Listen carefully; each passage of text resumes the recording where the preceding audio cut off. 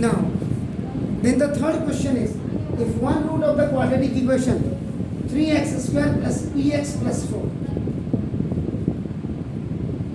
Mathematics में सबसे बड़ी बात क्या, what is the main thing, आप बना देखो आपके सारे काम आपके एक्स वाई जेड में हो रहे हैं, यानी कि एक्स वाई जेड मतलब इनके वैल्यूज को ही आपको फाइंड आउट करना होगा, याद रखिए। There is no importance of the A B C. English grammar में ए आपका comes in the very beginning, आपका जो अल्फाबेट्स होते हैं उसमें आप ए फॉर एप्पल बोल देते हैं, आपका नाम ए फॉर एल्जेब्रा बोल देते हैं, आप ए फॉर अप्लाइड बोल सकते हैं, ए फॉर आर्मी आप बोल देते हैं, लेकिन पहले आप जेड फॉर जेब्रा नहीं बोलेंगे,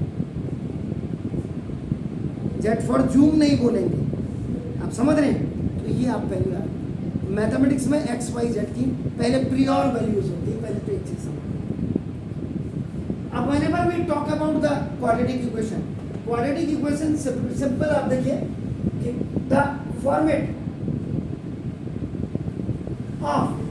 quadratic equation is आपका देखो ax square plus bx plus c, a is not equal to 0, आप इसीलिए कहते हैं आपका देखो ना, if a equal to 0 हो जाएगा it is not a quadratic equation, आपका नाम स्टेट पॉलिनोमियल बन जाएगी आपकी,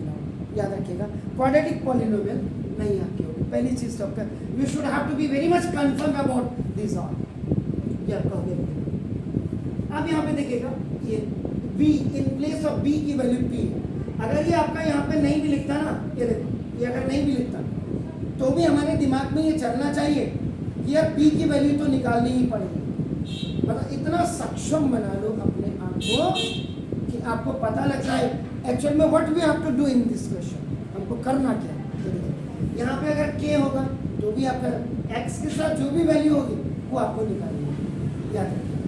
x स्क्वायर के साथ जो भी आपका a b c whatever is here you have to find out these coefficients. Now ये आपका एनी ऑफ, नाउ देखो सॉल्यूशन में आपका आ रहा हूँ। नाउ द 3 में the given quadratic equation is what 3x square now plus px plus 4 equal to 0 is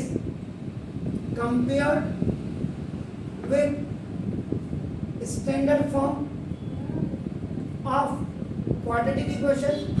ax square plus bx plus c has one given root alpha is equal to 2 by 3, one root direct connected है इसके साथ,